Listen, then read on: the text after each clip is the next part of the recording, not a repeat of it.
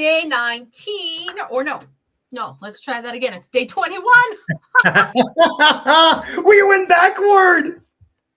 It's day 21 of tasting a different Canadian wine live with you guys until we hit 1,000 subscribers on YouTube. Is that right, Carl? Did I get that right? You know what? Okay, give me one chance here. Okay, this is day 21 of our challenge, tasting a new Canadian wine every day until we hit 1,000 subscriber. Okay, so if you haven't joined yet, you hit the bell below, join the community, and help us to spread the joy and the love of Canadian wines. Because you know what, we taste 2,000 wines, different Canadian wines every year. That's what we do, and we love Canadian wines. And today, Mira Boucher, this one is a surprise for you. You've never tasted our wine before. This is one of the most upcoming name in the country. She learned under Thomas Batchelder. She absolutely crushed it at Domaine Caylus for years, and now she has her own estate, and it's Kelly Mason. It's the collaborative project that she has with Brooke Husband, and this is a 2023 Viognier. So there you go. So exciting. And where did they get that bottle from? Are they at Collab? No, they're not. No, Kelly Mason has her own vineyard. She has her own winery. When she left Caylus, Brooke Husband was her assistant winemaker, and she stayed she went up and took the reign at Caylus. But Kelly does a collaborative program every year. She sources some grapes with another winemaker from Canada, and they make wines together. So that is pretty cool. And this Viognier is made with her best friend and her protege, Brooke Husband. So this is a really... we took members to Domaine Caylus. We all visited there in Niagara.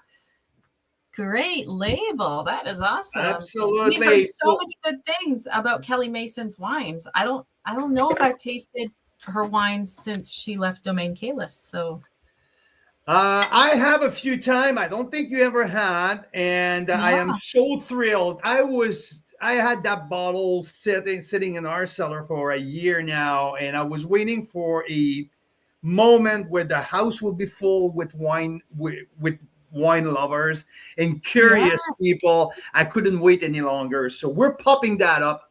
I can't wait to taste that. This is, I believe, I know it's Lincoln Lake Shore, okay? It's Viognier from Lincoln Lake Shore, so I'm thinking that it's Grimsby Hillside Vineyard. That's okay, and what is the vintage? 2023. 2023 Viognier by Kelly Mason. Kelly Mason, Viognier. You have a glass right here, Mira, whenever you feel like.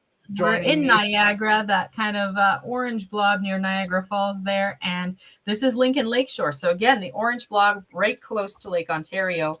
We're guessing possibly the famous Grimsby Hillside Vineyard, which is up closest to Toronto. But we're not sure. So I can't wait to taste it. So that's what I'm guessing here. As a varietal that's been growing on me. Like, it was never my go-to for anything. But I've found a few great examples in you know what, I mean lately we've tasted Blackbank Hill Viognier, which is an absolute rock star. So Bellaterra's making a fantastic and well-priced Viognier. Now I think it's the third Viognier from Niagara that we're tasting in the last couple of months. And and let's not forget, we're featuring Mary Nissen from Niagara on the Lake this week. And Bellaterra is still alive, so we have a couple of Viogniers that members are Vineyard. The Stock Vineyard from the 2024 vintage. That's what we had this, which was very, very nice as well. Different price point here. We're talking more about the premium stuff. We're more about like the 30, maybe like just around the $40 mark. But this is really through to the varietal. Like, I mean, this is really, really Viognier on the nose there. Absolutely no doubt about it. There's that jasmine, chamomile nose, like the white flower, but you got right away that plush ripe peach. I'm coming to get some. You can't just describe it like that. It sounds amazing. I'm Yeah, it really opens up too, like super aromatic, really, really expressive wine. And after that, okay, I'm gonna dig into the aromas a little bit, and I'm gonna talk a little bit more about Kelly Mason herself, and I'll talk a little bit about her estate in a few seconds here. But oh my God, that I love that wine! Like this is an avalanche of orchard fruit, like especially like peach, like I said, a little bit of ripe blood orange. The flowery component is right up there. I definitely can smell a little bit of spice coming up. Oh, this is absolutely beautiful. There's even a little bit of tropical fruit as well. Wow. I love the nose of Viognier. Absolutely love that. This is like, to me, on the nose, I'm expecting something rich and juicy.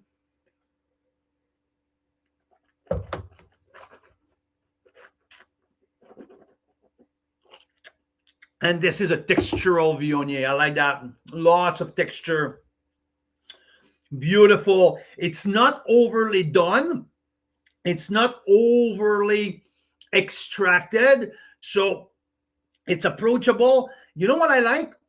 And it's hard with Viognier to keep the alcohol level as low as what the winemaker wants, right? It's something, there's not a ton of natural acidity in a Viognier. So 12% alcohol here. There you go, Mira. We got here. But I need a cheers. Yeah. Cheers to a Viognier from Kelly Mason and Brooke Husband. So I love this collab here between winemakers. What she started.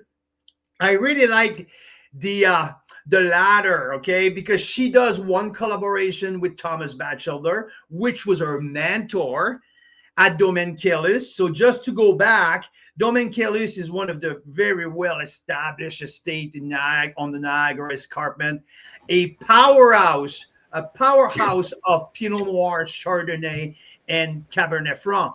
So Thomas was there at the beginning, absolutely established the wine program, the winemaking program, the base of Domaine Kellus, and train, I don't know, I don't like the word train, but took under his wing Kelly Mason, and Kelly learned under Thomas for many years.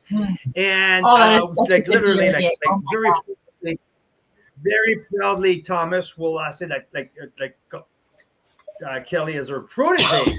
And Kelly hired Brooke Husband as her assistant at Domaine Kellus, and for years they worked together. And now Kelly's on her own. Brooke is taking the reign at Domaine Kellus, and we had the chance to meet with Brooke and Kelly when we were there a couple years ago. But now, like, beautiful. If you haven't a chance to see the what is the documentary that they did in Niagara with Thomas and the it was I'll find the name of it, but it was like a year. Yeah. Kelly, there's a story of Kelly in there as well. But and yeah, so now Kelly has on the 20 Mile Bench her own piece of land where she grows, just like she specialized in at Domaine Kellus, Cabernet Franc, Pinot Noir, and Chardonnay. And also, well, the fun part is she has the collaborative program with different winemaker across Niagara, where I think they source the grape, and I think the wine is stuck at the other winemaker at other facilities winery. So she has the chance to go visit other wineries and see how they do things on a regular basis. So this is really brilliant, right? To learn from other people, to see how other people does it. So I really, really like, when I was reading about that, I was like, oh my God. And I realized, I said, holy shit, we have a bottle here. So here we are on day 21. We're tasting one of the most upcoming star of the Niagara or the Canadian wine industry, Kelly Mason. She is so talented. And now we're tasting our 2023 Viognier. So cheers to that, Mira. Cheers. And oh my gosh, is it ever tasty? Like I'm really Mhm. starting to get a thing with the Viognier, with the Black Bank Hill, the Bellaterra, the Mary Nissen, this one. There's some outstanding Viogniers, and this is like very refined, I And would say. the interesting part on all that is Viognier is not a grape, a grape varietal is known to be successful in Niagara, right? Mhm. I mean, if you have to name 5 grape varietals that thrive in Niagara, I mean, Viognier doesn't come even close to be Yeah. even remotely close to be mentioned in the conversation, right? We'll go Pinot Noir, Chardonnay, Cabernet Franc, Gamay, Riesling, and I can go on and on, even Sauvignon Blanc before Viognier. And so now, but the thing is, when you talk to people, when we talk to producer, when you talk to distributor, Viognier is a name who's getting more and more mentioned in terms of placement, in terms of sales. And I've heard from many different producer that they're looking for more Viognier grapes. So I guess that it's a something that is brewing right now in the especially in Niagara to have more Viognier planted. But this is that source of fruit from the Lincoln Lake Shore, which I bet that it's from the Grimsby Hillside Vineyard. There's that flinty finish on the back end that could be truly related to the Grimsby Hillside terroir. I mean, I'm no expert, well, maybe, but I mean, I've tasted not only in the last couple of weeks, maybe 5 or 6 wines from the Grimsby Hillside. I tasted some Riesling, some Chardonnay. There's a common denominator on the finish that really kind of stick out here Mm. on that wine. So that could be a little something like that. But the thing that I can say is that wine is well balanced. That wine is refreshing for Viognier. The palate is not heavy. The palate is dancing. The palate of some energy. I like the mix of, I would say, and I mentioned it, on the nose, the aromas are around peach, a little bit of tropical. On the palate, though, you got that peach juice definitely coming at the forefront, apricot. There's also some apple. I get some yellow apple also jumping in the dance. So it's not a big, bold, ripe type of Viognier, especially if you find it closer to Niagara on the lake, I would say. More escarpment style, so cleaner, fresher, with a little bit more minerality. I really like that. I like the length. I like the complexity, but I like the energy in that wine. Yes. Yes. I totally agree. So the time has come to give a score to that wine. Yes. First time of tasting it.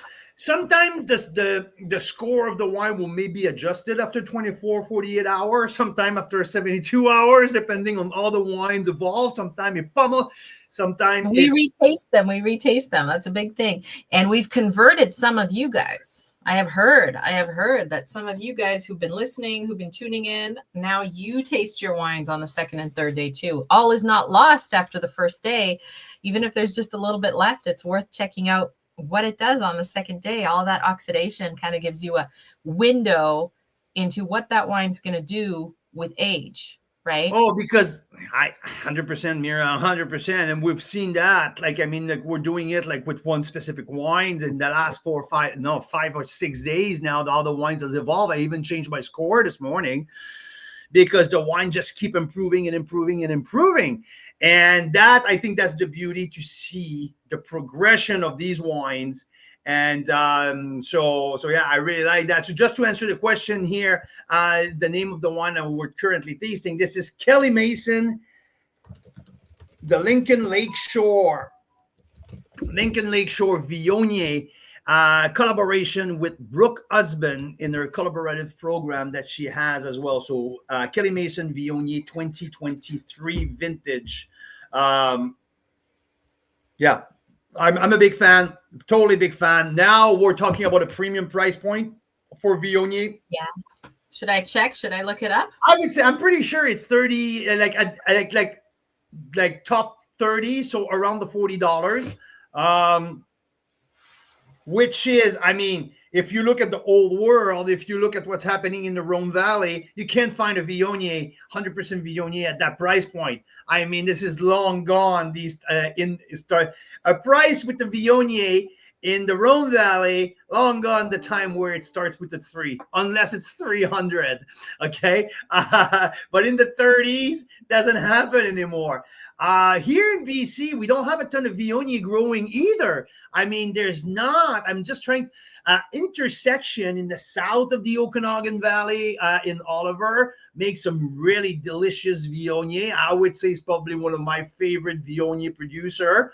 Black Hills has made a Viogniers for many, many years, which I said for a long time it was like mid-level, mid-tier type of Viognier.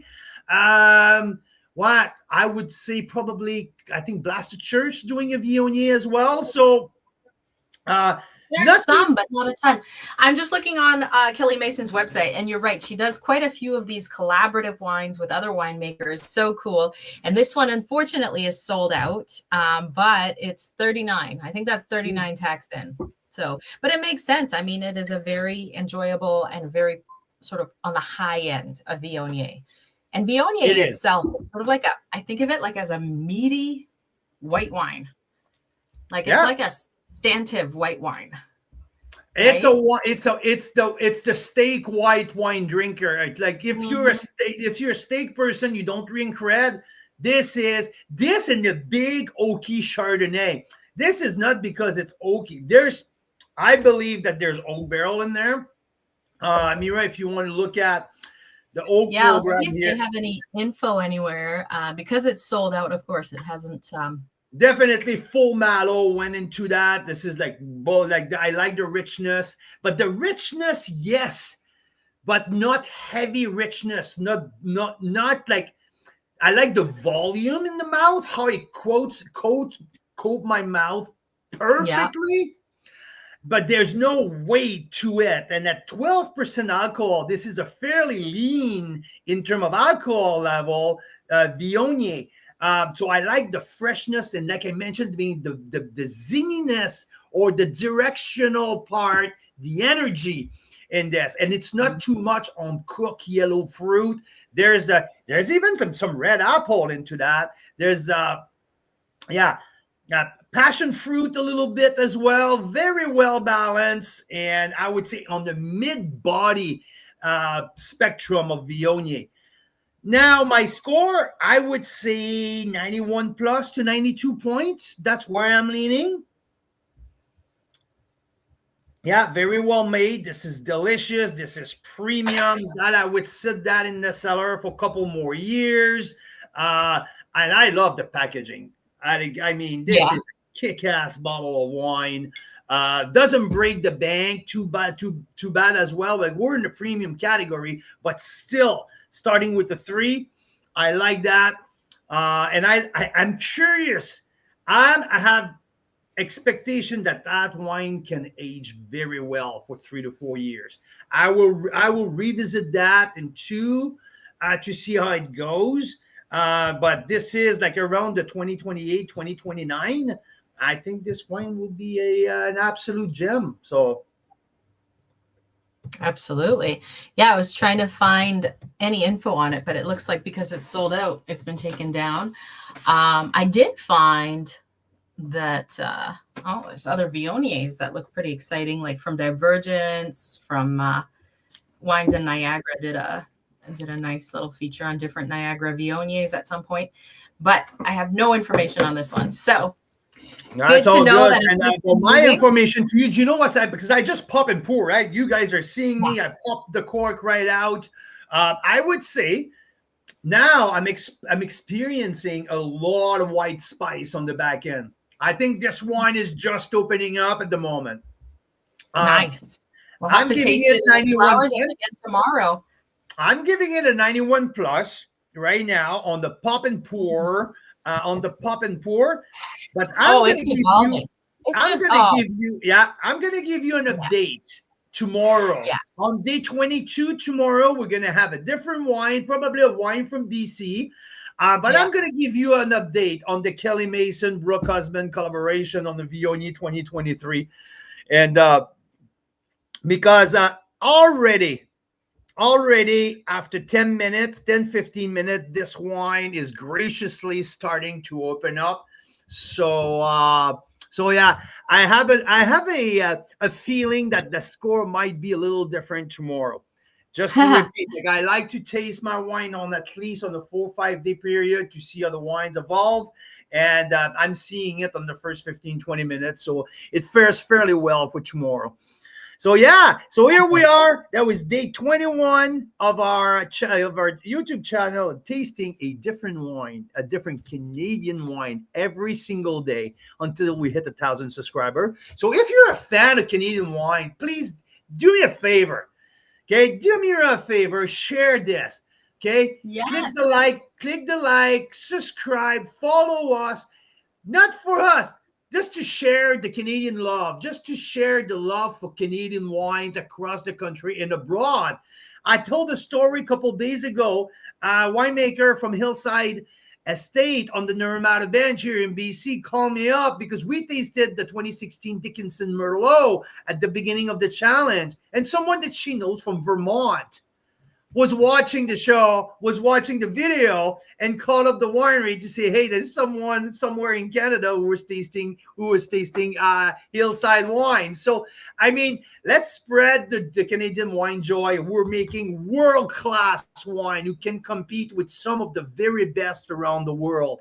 This Viognier is an absolute beauty and is a great example that it doesn't have to be a $500 Viognier from the Northern Rhone to be called a world-class wine. We have that in our backyard, and there's so many examples. Mira and I are doing the hard work for all of you guys because we taste around 2,000 Canadian wines every year. So we help you find the best stuff out there, the stuff that you usually don't find at the liquor store. So yeah. Now, speaking of Rhone, okay, because you always told me that your rule is if it grows together, it goes together. So I was like just madly looking up what grows in the Rhone, what foods do they eat in the Rhone to see what foie gras, for God's sake. Foie gras. Oh, yes. Well, I was going to say, so members have been saying, we're going with members to Burgundy. 2 spots left if you want to go on a once-in-a-lifetime trip to Burgundy for June. And we're like, where should we go next? And members keep saying Rhone Valley. And so let me tell you what foods are made in the Rhone, okay? La bouillabaisse. Okay, la bouillabaisse, the classic fish stew. Okay. Okay, well, that's not listed here, but that's great. Yeah, but what I have is soupe à l'oignon. French onion soup comes from the Rhone, which would go so well with a Viognier, I think. Absolutely. And then caillettes. Have you heard of caillettes? Nope. So this is a savory small meatball made with pork, spinach, herbs, and spices. See. And then there's truffade. Truffade, a comforting dish of potatoes sauteed with garlic and young Tom cheese. That sounds freaking amazing. And of course, Mira, if it mentions cheese, of course it is, right? Right? Thinly sliced potatoes baked with cream and cheese. I mean, how can you go wrong with that in a Viognier? And then listen to this. Punti, a sweet and savory cake made with bacon, herbs, and dried plums. It just sounds amazing. I'm all for it. I'm ready to try all that. No. And then, of course, the Rhone is like near the Alps, so they do fondue and raclette and lots of potato dishes. So that's Viognier for you. I can't wait. We should give it a shot. So you should type Southern Rhone, okay? Not because that Rhone that you're talking near the Alps, it's a different. They don't have Viognier up there. No, it's Southern Rhone. No, more Rhone Valley. Let's see all the way down with the Chateau du Pape, but also northern part of the Rhone Valley. You look at the Côte Rôtie, and there's an appellation here was exclusively on Viognier that the Google that for me, please. I completely forgot. I should have that on top of my finger, like something quick. It's the Northern Road appellation known for their Viognier. Well, give me a second. Darn it. I should have come out like right away. Why I'm missing that? Oh, that's embarrassing. This is the beauty of a live show. You don't have a second chance. Hey? It says Northern Rhone is centered in tiny, prestigious Condrieu. Condrieu. There you go. Condrieu. Thank you. Condrieu is no. Condrieu is and the Côte Rôtie. No, yeah, but this is one of the appellation. But there's one appellation which is a monopole, and there's that very famous Viognier producer. Hate that. Anyway, I'm gonna leave it in the comments when we get off. But yeah, Viognier is a very fascinating. Yeah. Chateau Grillet. That's the monopole. That's the one of a very famous. That's the one you're talking about. Producer who makes the most expensive Viognier in the world. And now, yeah, this is not Chateau Grillet here, but this is Kelly Mason, one of the most delicious Viognier. Oh yeah, the nose is opening up right now. I have a feeling that you're gonna have fun retasting that a couple of times tonight. Yeah, it's a really great wine. Really great wine. So now that I know it's Southern Rhone that we were going for, not Northern, they do grilled lamb with garlic rosemary. And for a Viognier, what might go well is their stuffed petit farci, small vegetables stuffed with minced meat, herbs, and breadcrumbs. Sounds like fun. Mm-hmm. And sausages. Mm-hmm. I guess I would go more often with their reds, but sounds amazing. Braised figs. Whew. I can't wait. It's like a whole new world to go back to France. France is literally like the Disney for foodies and wine lovers. There we go. Bouillabaisse is most. Oh, it's more from the Marseille and the Marseille region. Okay. But I mean, for me, like that classic fish stew with the Viognier, with a little bit of anise and saffron, and that is so well done with the Viognier, especially the richer style Viognier. Yeah. Anyway, so that was fun to chat Viognier. That was fun to chat Kelly Mason, and yeah, that's that. This wine's gonna change. It's just changing too fast right now. This is amazing. Great thing coming up. I'm gonna give you an update tomorrow. So yes, so we'll be back on tomorrow, 4:00 Pacific, 7:00 Eastern, because we want to get to 1,000 subscribers on YouTube. Now, for some people, it takes like a year to get to 1,000 subscribers, and we need your help. We want to get there like in the next few weeks, but we will keep showing up here at 4:00 Pacific every day with a different Canadian wine to tell you all about it and help you discover the joy that we get and finding all these amazing wines. So thanks for stopping by. Cheers, guys. See you tomorrow. Yeah.